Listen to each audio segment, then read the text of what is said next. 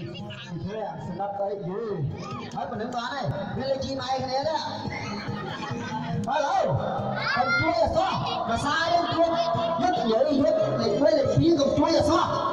Con này ăn chuối, đây nha nè trái quả cái gì đâu, lấy lỗi hỏi gì thì không có đi. Hello, chuối đâu con gì? Được sao cái này trái? Ai vô luôn lắm nè. Khi con đi cùng làm cái chứ chào đã là lấy. Đây mình có mà đây mình có cái đó. Chừng bay. Quyền nghe đó. Hello.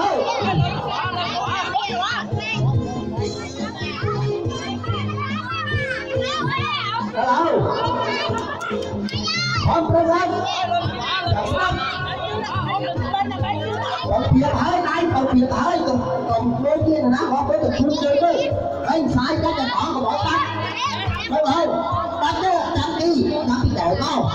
Đúng không? Đi đổi cái nét ngọt đó. Còn em mau. Bây giờ chứ mà to nè. Đó, nét ngọt đó. Đúng không? Làm start. Lưỡi ra. Thấy đẹp lên. Đẹp đặt lên. Bắt lên. Đúng không? Mày lưỡi chứ. Ở cái hộp thì mua đâu đây? Và snap ban. Và snap bạn nó đừng có ở gì hello.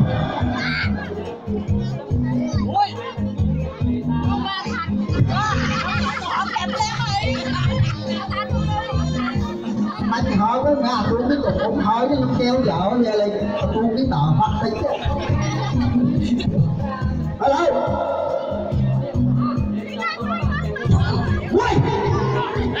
Đó sao tao quên nó là luôn bỏ rồi.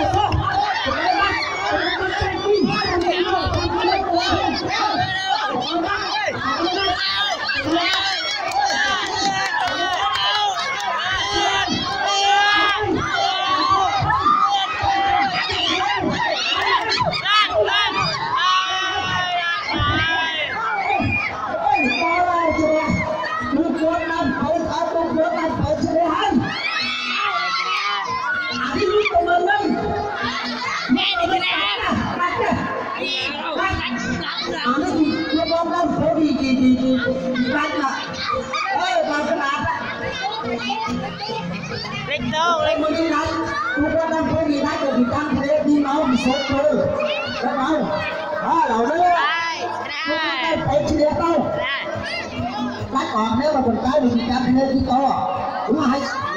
Đây là cái bạc một cái bạc thép bằng mình cái gì là ở tôi hoặc mấy á tôi hoặc mấy thì tôi có thể sang luôn thầy ra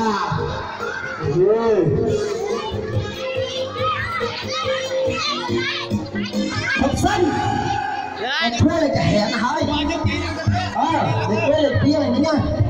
Thì cuối lịch kia đã tôi đưa hỏi này giờ thấy có quạt mấy mình không có cái sáng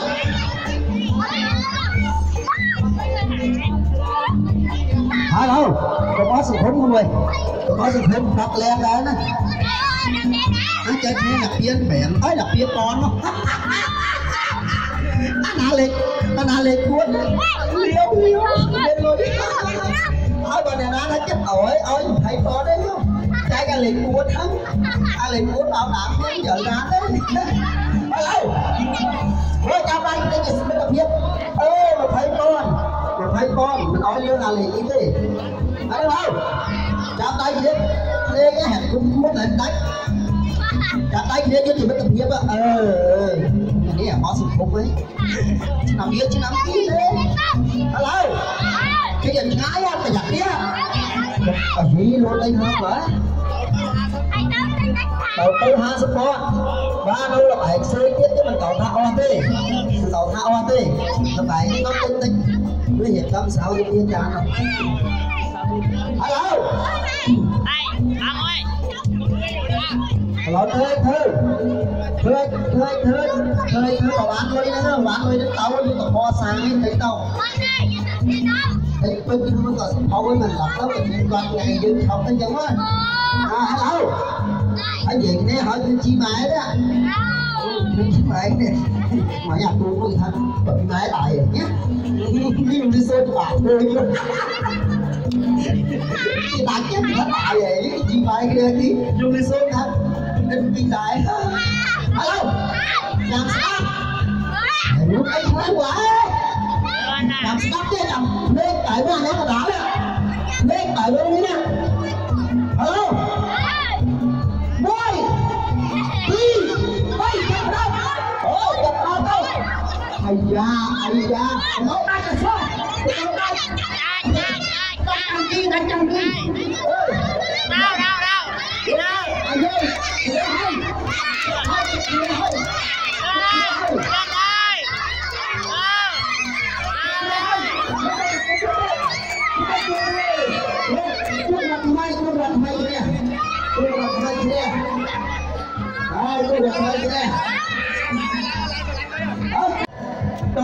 đó số nó ai vô thì tam ơi mình bảo tha ơi bỏ thế nó mới là bài dây kia nằm lúc rừng đi chú lấy nằm chuối thấy đẹp con nói đẹp đã có hai trái kia ở trái kia nó được tha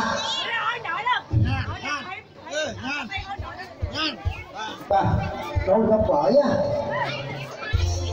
con góc bởi á trái kia tao kia trái kia đây hãy tới đây nói tốt được thôi nó sẽ đánh tới đẹp con này ở được kia là đâu quá trục không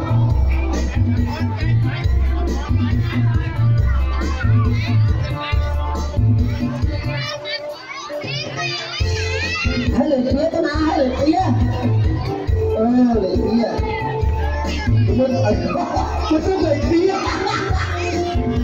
họ thôi gì vậy tụi nói có được chuyện gì đâu đặt xa với tụi này nhé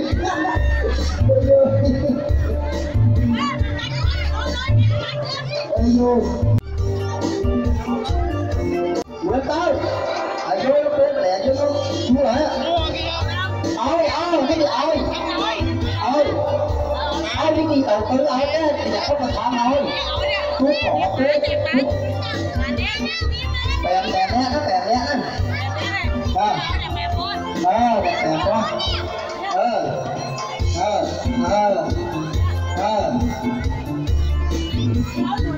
người con không như khi chưa tới đây em ơi bà hãy lấy đến đâu lấy lại xây tiếp bà còn thấy đâu